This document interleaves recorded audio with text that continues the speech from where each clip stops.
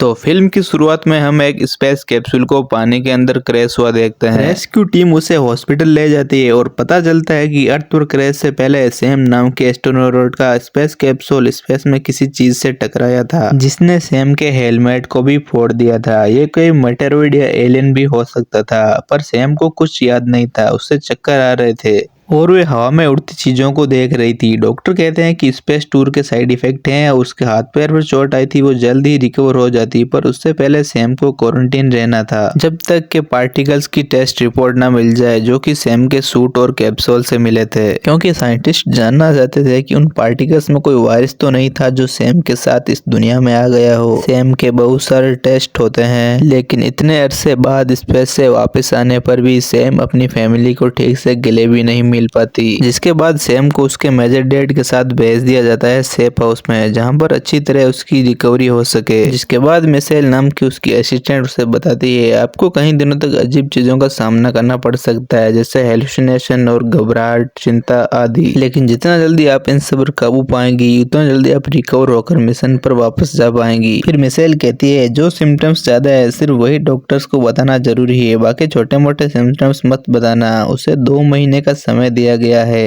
अगर वो 2 महीने में ठीक नहीं हुई तो उसे रिटायर कर दिया जाएगा। मिशेल के साथ सारी टीम यहाँ से चली जाती है। सैम अकेले ही घर पर रह जाती है। सैम के सर में दर्द हो रहा था, उसने बीपी चेक किया पर वो नॉर्मल था, बस उसके हाथ का जख्म काला पड़ने लगा था। फिर वे अपना घर सेट करने लग जाती है, पर अचानक उसकी नाक से खून आ जाता है। पर उसी टाइम पर उसकी कोवर्कर और उसकी फ्रेंड की कॉल आ जाती है। ये दोनों जब बातें कर रही थी तब सैम खिड़की से बाहर देख रही थी। फिर वे अचानक होश में आती है और कहती है कि मुझे लगा कि वहाँ कोई था, और उसकी फ्रेंड्स उससे कहती है कि उसे ये बातें डॉक्टर से छुपानी होगी वरना वे उसे रिकवर नहीं होने देंगे। सैम का कहना था कि उसे कोई शैडो दिखी, लेकिन सब उसे हेलुसिनेशन ही मानते हैं, लेकिन हमें दिखाया जाता है कि सच में बैकयार्ड में कोई था जिसका शैडो हमें भी दिखाया गया। जिसके बाद कॉल कट जाती है और सैम को अजीबोगरीब आवाजें सुनाई देती है। फिर वह जैसे ही गेट पर जाती है तो उसका गेट खुला था और कुछ गिल्ली मिट्टी उसके दरवाजे के सामने थी और वहाँ का फर्नीचर भी टूटा हुआ पड़ा था। जब वो बैकवार्ड से बाहर निकली तो फिर से उसे जंगल में शैडो दिखाई दी। फिर उसने डर के मारे एक पत्थर उठाकर फेंका। फिर उससे किसी के चिल्लाने की आवाज आई, ये इतनी तेज थी कि उसके कान फटने लगे। फिर उसे अजीबोगरीब चीजें दिखने लगी, जैसे कोई क्रैश साइट है, वे वहां से अपनी जान बचाकर भाग रही हो। उसके बाद सीन शिफ्ट होता है और उसमें सैम उठती है, पर उससे कुछ याद नहीं था। फिर जब उसने उठकर देखा तो उसके हाथ का जख्म और भी ज्यादा गहरा हो गया था और उसके हाथों में कोई पट्टी भी नहीं थी। अगली सुबह जब वो खाना बना रही थी तो उसे एक उड़ता हुआ अंडा दिखाई दिया। जब उसने उसे टच किया तो वह नीचे नहीं गिरा। तभी वहां टीम आ गई चेक करने के लिए, तब वह अंडा नीचे गिर गया। फिर उसके फिजिकल, मेंटल और बहुत सारे टेस्ट हुए। हैवी फिजिकल टेस्ट की वजह से उसके पैर में बहुत ही ज्यादा दर्द होने लगा था,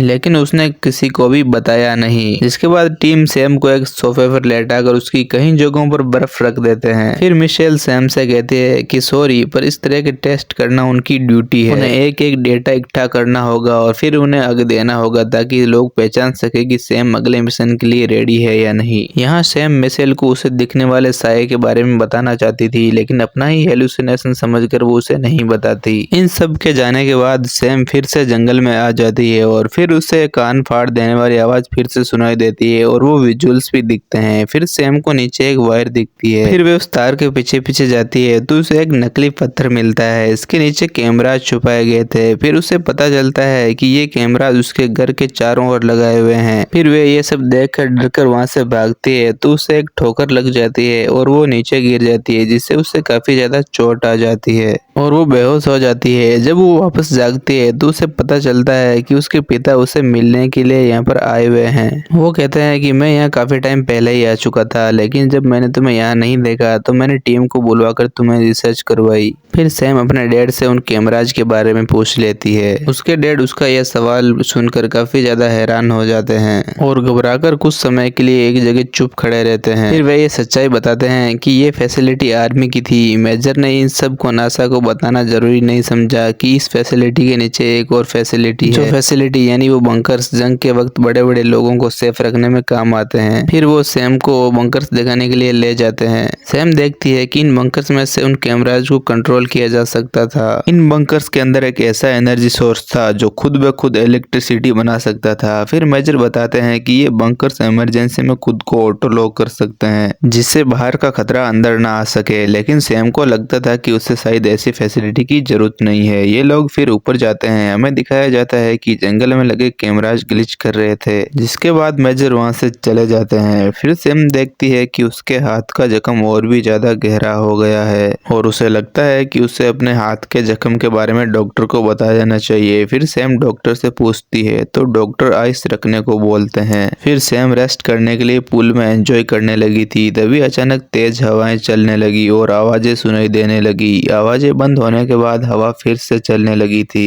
और उसे अजीब अजीब आवाजें सुनाई देती है। लेकिन सैम फिर डर कर वहां से घर के अंदर चली जाती है। फिर सैम के घर की लाइट्स में कुछ गड़बड़ होती है तो सैम फिर से बाहर निकलती है। उसे बाहर कुछ नहीं दिखा, लेकिन जैसे ही वो अंदर आई उसे लगा कि गेट के बाहर कोई है। फिर लाइट्स वापस आ गई। सैम चेक करने के लिए बाहर जाती है कि कौन हो सकता है वहाँ। फिर से लाइट्स में गड़बड़ हो जाती है। वह डर कर अंदर आ जाती है। फिर एआई सिस्टम सैम से कहता है कि इस घर में कोई तो आया है, इसलिए यहाँ लॉकडाउन लगा दिया गया है। फिर घर के ऊपर एक मेटल शील्ड आ जाती है। फिर सैम डैड को कॉल लगाती है, लेकिन उस वक्त नेटवर्क बिल्कुल भी नहीं था। सैम को फिर से जोर से आवाज सुनाई देती है। फिर वह उसका भागकर बंकर में जाने की कोशिश करती है, तभी कोई उसके पास से निकल भागता है। फिर वह एनर्जी के सिस्टम को एक्टिवेट करने की कोशिश करती है, लेकिन वह असफल हो जाती है। अचानक बंकर का हैंडल हिलने लगा था, लेकिन फिर रुक गया। अब सैम फिर से ऊपर जाती है। पहले उसे कुछ दिखाई नहीं दिया, फिर अचानक वो डर गई और उसकी टॉर्च नीचे गिर गई। फिर उसे विंडो पर एक डरावने मॉन्स्टर का हाथ दिखाई दिया। फिर वह बंकर की ओर भागी। उसने जंगल में लगे कैमरास देखे तो उसे वो मॉन्स्टर दिखाई दिया। उसे देखते ही उसे पता चल गया कि ये जरूर कोई एलियन है। फिर जैसे ही लाइट जाकर आई तो वो एलियन वहां से गायब हो गया था। फिर सैम कुछ समय के लिए सो जाती है। फिर उठती है। वो जैसे ही वापस जाकर ऊपर देखती है तो उसके पिता वहां आए हुए थे। सैम उन्हें बताती है कि नीचे के जनरेटर्स काम नहीं कर रहे हैं। उसके डैड कहते हैं कि तुम चिंता मत करो, वो सब हम देख लेंगे, तुम बताओ कि रात को क्या हुआ था। सैम बताती है कि रात में यहाँ कोई घुस गया था। उसके डैड फिर कैमरा चेक करने चले जाते हैं और सैम के टेस्ट होते हैं और डॉक्टर उसके हाथ के जख्म को देखते हैं जो बहुत ज्यादा गहरा हो गया था।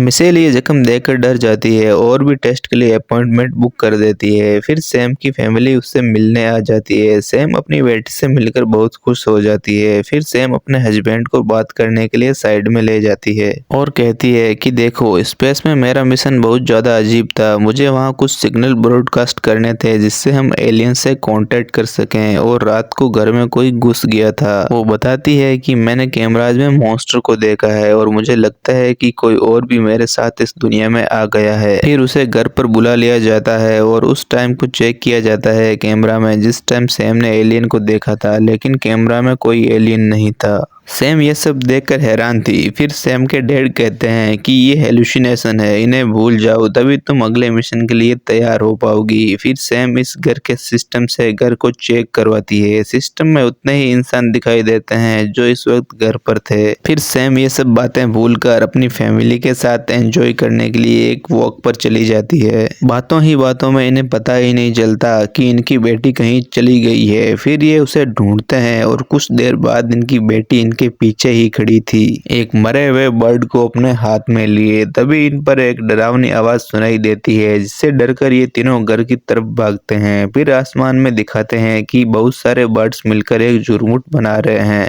फिर ये लोग अपने आप को घर में बंद कर लेते हैं और सारे दरवाजे बंद कर लेते हैं। फिर कई सारे पक्षी आकर इनके घर पर चिपक जाते हैं। पक्षी तो मर जाते हैं, लेकिन एक चिपचिपा पदार्थ वहीं रह जाता है। इन सब से डरकर ये लोग एक इमरजेंसी कॉल कर देते हैं, जिसके बाद नासा के कई लोग यहाँ आ जाते हैं। का एक एक्सपर्ट कहता है कि ये क्लाइमेट चेंज की वजह से हो सकता है। फिर वह यहाँ अच्छी तरह सफाई करवा देता है। अब सैम के हस्बैंड और उसकी बेटी को घर जाना था। वे चले जाते हैं। सैम फिर से घर पर अकेली ही रह जाती है। फिर सैम को पैर में बहुत तेज दर्द होता है तो वो देखती है कि उसके पाँव में से खून निकल रहा था। जब वो उसे साफ करने लग जाती है तब उसे पता चलता है कि उसका जख्म ऊपर टांग तक फैल चुका है और जिस जगह घाव था उस जगह से वो अपने पैर को जब टच करती है तो उसका नाखून उसका हाथ में आ जाता है और वो दर्द से चिल्लाती है। उसके बाद उसके हाथ में बहुत तेज दर्द होता है और फिर उस रात में उसे वापस अजीबोगरीब आवाजें सुनाई देने लगती है, जिससे सैम काफी डर जाती है और डर कर अपने डोर के आगे सामान को लगा देती है। फिर वो अपने लैपटॉप पर कुछ रिसर्च करती है कि ये सब क्यों हो रहा है। तब उसे पता चलता है कि जियो मैग्नेटिक डिस्टर्बेंस की वजह से कई सारे कीड़े मारे जाते हैं। ये बस एक कॉमन बीमारी है और कुछ नहीं, और इस जियो मैग्नेटिक डिस्टर्बेंस की वजह से ह्यूमन बॉडी पर भी कुछ निशान आ सकते हैं। फिर सैम सोचती है कि ऐसे निशान तो उसकी बॉडी पर भी है और अब उसकी कमर पर भी निशान हो जाता है। फिर लाइट्स में गड़बड़ी होती है और पता चलता है कि उसके घर के बाहर कोई है। फिर वह इमरजेंसी अलार्म बजा देती है और बंकर्स की तरफ भाग जाती है। फिर एआई सिस्टम उसे लॉकडाउन हो जाता है और एआई उसे बताता है कि फिर से किसी ने अंदर घुसने की कोशिश की है।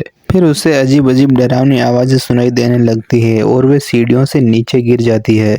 सैम की कमर में चोट आई तब उसने कमर पर हाथ लगाया तो वहाँ खून की बजाय व्हाइट जेली आई थी। उसका फोन भी टूट चुका था। फिर वे सीसीटीवी चेक करती है जिसमें तो कुछ नहीं दिखता, लेकिन जब वो एआई सिस्टम से घर को चेक करती है तो उसे पता चलता है कि उसके अलावा यहाँ एक और चीज भी है। फिर सीसीटीवी में सैम उस भयानक और डरावने मॉन्स्टर को देख लेती है। ये बहुत ही डरावना था। सैम पूरी तरह से डर चुकी थी। सैम फिर से चेक करती है तो उसे पता चलता है कि यहाँ उसके अलावा 3 और लोग थे, यानी कि 3 और मॉन्स्टर। फिर सैम एक बटन दबाती है जिसकी आवाज से मॉन्स्टर उसकी तरफ अट्रैक्ट होने लगते हैं। फिर सैम भागकर यहाँ किचन में छुप जाती है। तभी उसे ओवन के प्रतिबिंब में वो डरावना मॉन्स्टर दिखाई देता है। सैम बचकर दरवाजे की तरफ भागी तो उसने देखा कि सामने से एक और मॉन्स्टर आ रहा था। उसे देखकर वह वहीं छुप जाती है। फिर उसके चले जाने के बाद चुपके से निकलकर बाथरूम में खुद को अच्छी तरह बंद कर लेती है।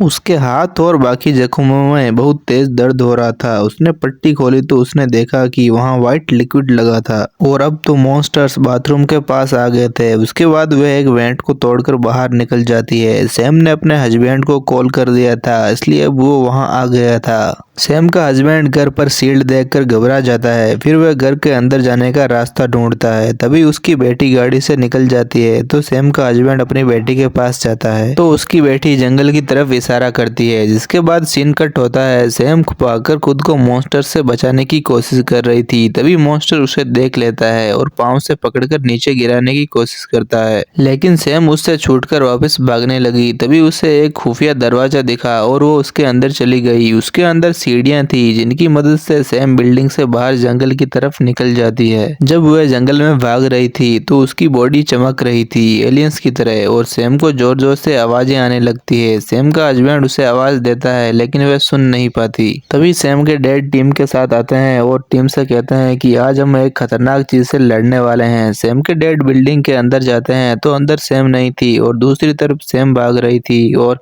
सैम को मॉन्स्टर्स की आवाजें सुनाई देती है। अब सैम तक गई थी और मॉन्स्टर से माफी मांगती है, जिसके बाद वो मॉन्स्टर सैम के पास आता है और आराम से उसका मुंह ऊपर करता है और पूछता है, क्या तुम मुझे समझ पा रही हो?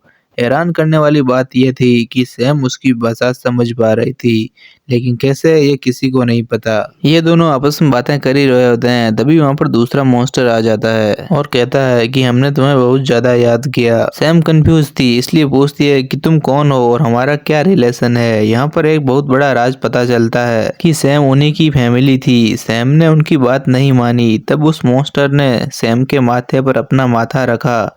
तभी सैम को सारी पुरानी बातें याद आ गई कि वो अपनी पूरी फैमिली के साथ अर्थ पर रिसर्च के लिए आई थी। तभी आर्मी ने उन पर हमला कर दिया। बाकी सारे एलियंस तो भाग गए लेकिन सैम पीछे ही रह गई। तभी इंसानों से बचने के लिए सैम ने एक डिवाइस से खुद को मासूम सी बच्ची बना लिया। जिस टाइम सैम के डैड को वो मिली और उन्होंने उसे अडॉप्ट कर लिया। फिर एलियंस कहते हैं कि हम तुम्हें हमेशा से ढूंढते रहे हैं पर तुम हमें नहीं मिली। और एलियंस ये भी बताते हैं कि उनका कैप्सूल उन्होंने ही क्रैश किया था। ये लोग जानते थे कि सैम कभी ना कभी अपने असली रूप में आ जाएगी और उससे पहले ये उसे यहाँ से ले जाना चाहते थे। तभी उन्हें चारों ओर से सोल्जर्स घेर लेते हैं। यहाँ पर उनकी बेटी और हस्बैंड भी आ जाते हैं। सैम की बेटी मॉन्स्टर से डर रही थी लेकिन सैम कहती है कि डरो मत, मेरे पास आओ। फिर यहाँ पर हमें एक और बहुत बड़ा ट्विस्ट देखने को मिलता है। ये भी पता चलता है कि सैम के डैड को पता था कि सैम एक एलियन है। उन्होंने एक प्लान बनाया था कि सैम के जरिए वो एलियंस को पकड़ लेंगे और यूएफओज को नासा के हवाले कर देंगे, जिससे उन्हें प्रमोशन मिल जाता।